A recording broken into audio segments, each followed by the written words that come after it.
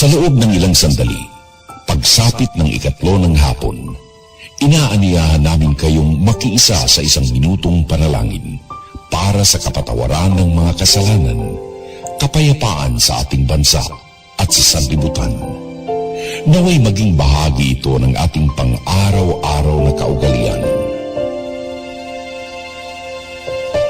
Pumanaw kay Jesus, subalit ang bukal ng buhay ay bumalong para sa mga kaluluwa at ng karagatan ng awa ay bumugso para sa sanlibutan.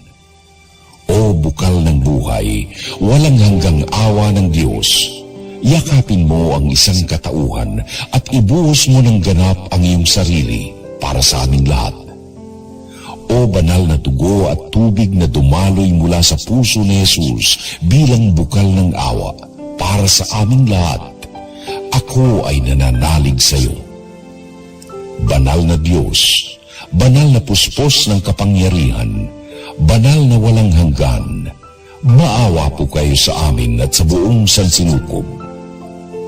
Banal na Diyos, banal na puspos ng kapangyarihan, banal na walang hanggan, maawa po kayo sa amin at sa buong sansinukob. Banal na Diyos, banal na puspos ng kapangyarihan, banal na walang hanggan, maawa po kayo sa amin at sa buong sansinukob. Amen. Jesus, Hari ng awa, ako'y nananalig sa iyo.